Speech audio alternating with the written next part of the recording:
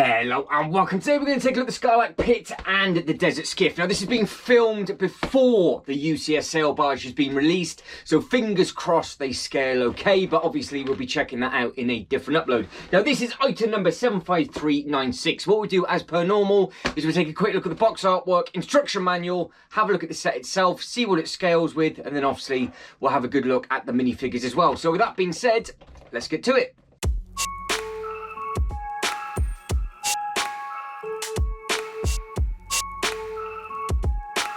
Starting off with the box artwork, nice, bright and vibrant, Lego Star Wars 9+, item number 75396. Now, of course, the minifigures that are missing come with the UCS sail barge, but we've got Lando, Chewie, Han, Luke and Boba, and then it does come with an exclusive 25th anniversary minifigure, which I can tell you absolutely nothing about. Spinning on to the back, you can see you've got some bits and pieces with regards to the play features. So you've got the stand that it comes with, then you've got the slide on the outside, and then as we come over to the top, you can see the angry lady bits up here where it opens up and closes, and then down on this bit Boba is trapped. Top of the box artwork, you then have Boba, so that is a nice bit of artwork with regards to the Lego Star Wars being shown on there. Side of the box artwork again has Lego Star Wars logo on it, and at the bottom it just has the Lego set number. So with the Star Wars sets, they do seem to cover all bases with regards to how it is on the shelf, so you know that it is a Lego Star Wars set. Moving straight on to the two different instruction booklets. So you can actually build this with somebody else if you want to. Booklet number 1 is for the pit.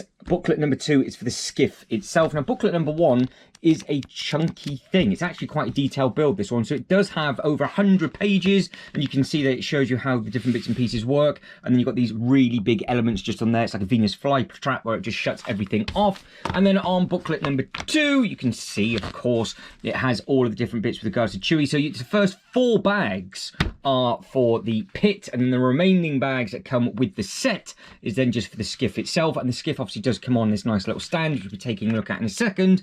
And don't forget, they have also moved on with this set to this new style of paper bag. These are the spare pieces that I have. Now, more than likely I built it wrong, because I actually did end up building it in my own truck because I had a bit of time to kill, but you have got some spare handcuffs and some other little bits and pieces on there. So these elements you can obviously use, well, basically for whatever it is you want. So we'll start off with the pit itself. Now, I was actually quite surprised on the scale of this one. So we put the minifigure in front. You can see just how big this thing actually is. And to be fair, it has got a lot of layers and a lot of detail to it. So before we start to spin it around, that is what it looks like from the inside. You've got the angry teeth, and then you do have some Technic play features on the back to move them flopping about. And of course, if you wanted to, you can have its bits open or, well, obviously slammed shut as well.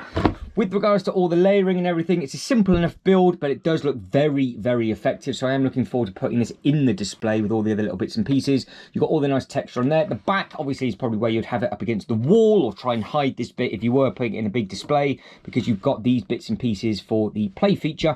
Then obviously you can just angle those basically however you want, and then you can sit it inside, or you can have it open. So if you wanted to, you could trap a minifigure on the inside, close them off, and then that is that. Again, with regards to bag numbers, it was quite surprising just how many pieces are involved in this compared to this. Now, this is a nice little thing. Of course, this is all built slightly skew width, because that's probably supposed to go there and that's probably supposed to go over there, just so it sits a little bit better. But like I said, I built it as fast as humanly possible in a truck on a passenger seat, so you do have to bear with me. You've got little bits of play features with this one. You can clip these up at the different angles, and they do twist around, so you can do whatever it is that you want to do on that. So you can obviously make these higher, you can raise them up if you wanted to, and then you can obviously get that a little bit higher depending on where it is you want to put it beside your sail barge, if you're going to be getting the sail barge. Now, there's a little bit of detail on the back of this as well. You've got all these 4 little engines on the back, and you have got a bit where you can steer it with the minifigure. But I do believe the driver of this is actually missing, and it is the figure that is coming with the UCS sail barge. They have been a little bit naughty on that one, but again, you've got all of these nice little elements. Obviously, I've seen all of these before in the Ninjago sets, but I've not seen it in this quantity of tan. Now, you have got other features that open up. So you've got the bits on the side that'll open up on here. So this bit does open and close. And you've also got the bit on the side where you can use it as this element just here. So you've got a little bit area where they can just stand on. So if I've got that out the way completely, you can actually see just how far that bit comes through. So that is for that. That then goes there. Minifigure obviously stands on, and it is big enough to stand on, and then you are good to go with that. So like I said, lots of different little bits and pieces you can do. You can have that shut if you wanted to and still get the minifigure on there.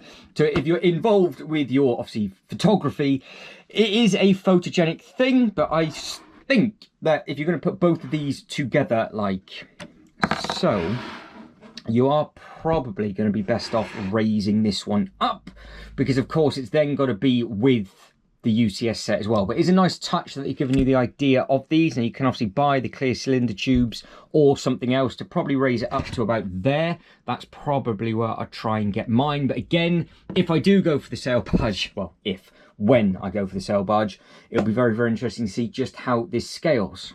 Moving on to the minifigures. Now, I am not the most knowledgeable person when it comes to Star Wars, so if any of these prints are wrong, I do apologise. I am just basically going to say what I see rather than if it's accurate to the films, because, well, to this day and age, I am still learning. But I think the colours on Lando do look very, very good indeed. That deep orange comes through very, very nicely. Then you've got the really nice silver chest plate with the belt that goes across. But we are going to have to strip him down first, just so you can see all of the detail. Now, it does look very, very good indeed. You've got the nice moustache with the nice smiley face, and obviously the eyebrows and the really bright eyeballs on this one.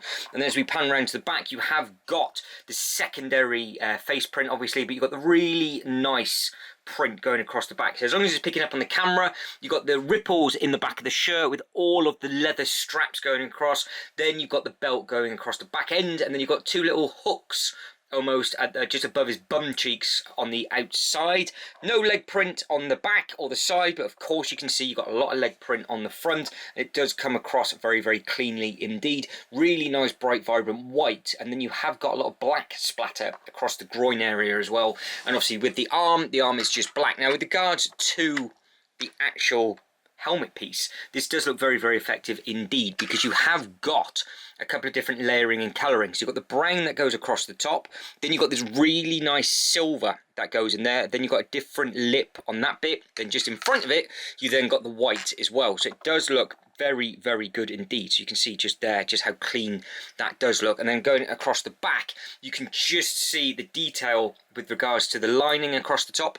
So you can see you've got all these different bits and pieces just up on there, and then it wraps around and protects the back of his neck. So we keep him smiling and then have that bit just down on there. The next thing he has, obviously, well, is this huge weapon. So this thing is much taller than him. It is quite heavy as well, so obviously you're going to potentially have to keep him placed on a base plate if need be, because if you get him balanced wrong, he will fall over. If you do get him at the right angle, he does look fantastic. And again, from a minifigure photo perspective, does look very, very good indeed. Now moving on to the next figure, which I do believe has annoyed quite a few people because it is in the wrong print. There's something wrong with this one. Now, no, I have not forgotten to put his visors and different bits and pieces on. They are still packed in here. Now, you do get some spare ones on the side, and you do get these bits on.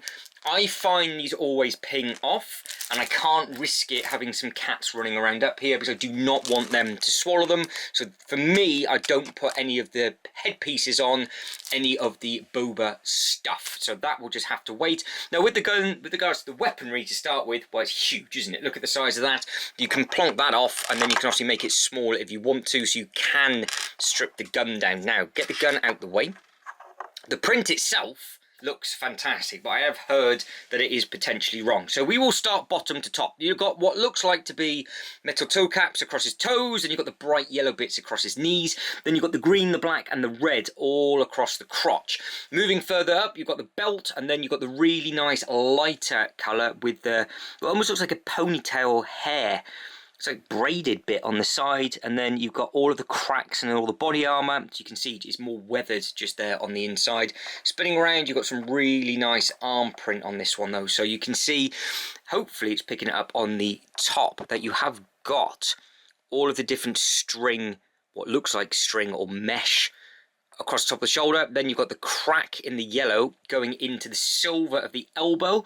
Then you've got the black line that goes around the blue, and then it carries on going down into the forearm. So there is a lot going on with the print on this one on both sides. And again, you can see up here, you've got the different silver printing on the top of the shoulder, and then it carries on going down into the forearm and across into the sort of the black strip just on there. Onto the back, you do have the pack. So you've got the big booster pack or the jet pack that he wears. If you were to take the head off and take that off, you can then see there's a lot more printing on the back of this minifigure.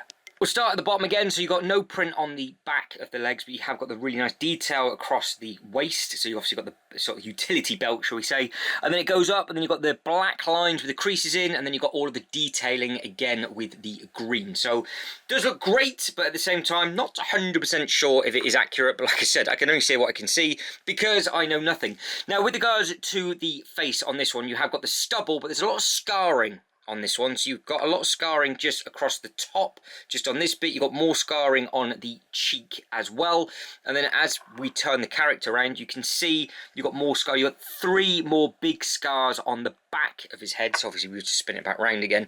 That will now be the front. So that's what he looks like as so. That's what he looks like back with the helmet on, and it stands up perfectly fine with or without the jetpack on. It's up to you if you want to keep that on or not, but it does look pretty cool. And of course it is a matching colour to the helmet, and they have got that colour almost perfect as well. So we are 2 characters down. Moving on to the next one. Now Chewie's Chewie. Chewie looks basically the same in every single minifigure, I think. You have got the really nice bright vibrant silver going across his shoulder down to his waist, and then obviously his lucky dip, I guess, with the eyeball printing. You've got the black nose, and you've got some teeth on show. You've got a little bit of hair across the thighs and the front of the legs. Nothing on the back, nothing on the arms, nothing on the side of the legs. But then onto the back of the body, you can see just how much silver is shining going across. Now, in case you've never seen a Chewie before, it is one big piece. So you have that as one big separate mold, so it's a clever little thing, and then all you get given is a complete brown torso, and then obviously you just add the legs as so. So with Chewie, nice and simple to plonk together, just plonk him on, jobs are good, and thanks very much. Now moving on to Lando. Moving on to Han. Got Lando on the brain for some reason. We are blind at the moment, so you have got the scene of where he has just come out the chamber. So he has got 2 facial bits. This, I think, is more accurate to this scene because he can't see anything. Then all of a sudden he can see again, he pulls the trigger. So what's that all about? I don't know. It does come with handcuffs, and obviously you saw that you do get quite a few spares, so potentially these will ping off, or you can just have some more people imprisoned maybe in the UCS cell barge, but they have added that on in there. Going across the back, you can see you've got all the different lining and everything like that. With regards to the hair, off he comes, smirky face, and then that is the secondary face print on this one. So again, you can pick and choose at what point you want him. Do you want him sleepy, if you would stand over, if you want him sleepy, or do you want him with his smug look face? Now, he has got half decent print across the sort of jacket that he's got. So he's got open top, and you can see around the neck it is all open slightly differently. Now, moving on to the next one that I know of, and then we'll finish on the one that I haven't got any idea whatsoever. So Luke, with his nice bright green lightsaber, does look very, very clear, and obviously it does look quite nice if you can get the lightsaber with light coming through. Really nice sort of 2-tone print on this one, so the black arms and the black legs really pop against the grey. So simple print, but it does look very, very effective at the same time. It goes all the way across the front of the legs, but again on the back of the legs, no print on that, no print on the side of the arms or the side of the legs, but you have got a lot of printing going on the back of this one. So if you do like your minifigures, obviously you can pick and choose which one you want to take some half decent photos of. And then of course, like almost all of the others, they do have a secondary face as well. So you've got the more concerned, or you've got the more smug. So we'll keep this one looking a little bit more smug. Now, I'm not going to lie, I haven't got a clue.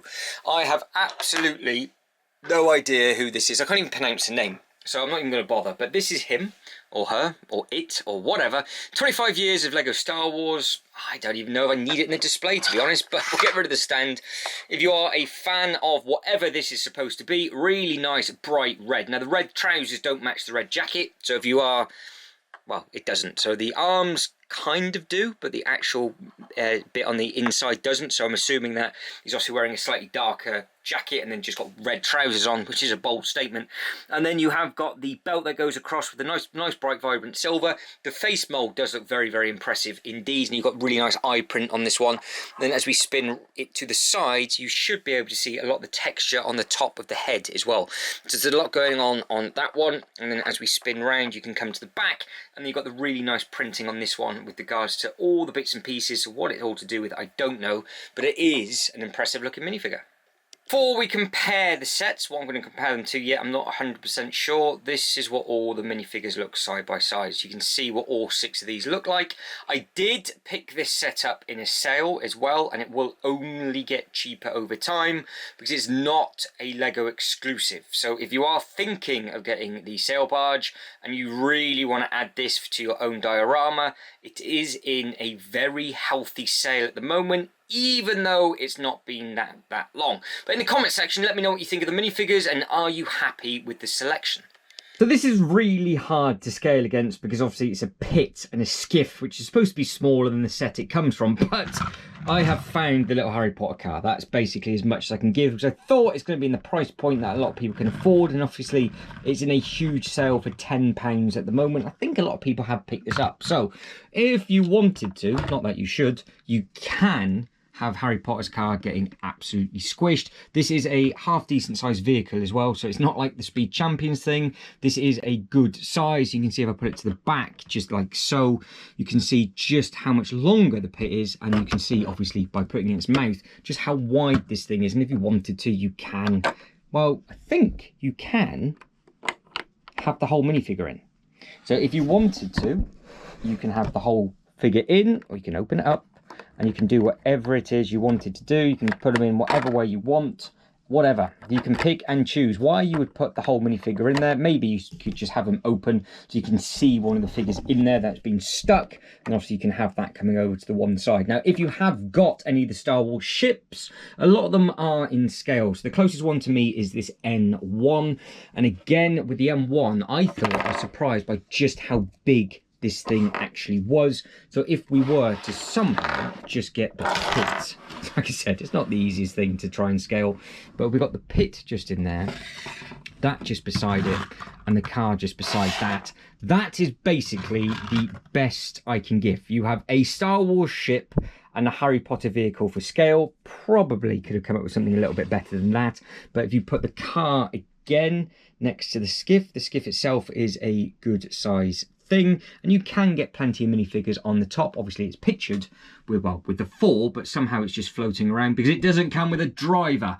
But it is what it is, and that is what it looks like for scale. But I think that is it, and I am done. So in the comment section, let us know, are you tempted to pick this up? Are you going to be getting the UCS set, or could you not care less? But if you could like this video and subscribe to the channel, that'd be absolutely fantastic. But as always, thank you very much for watching. You lot take care, and to catch you next one. Ta-da.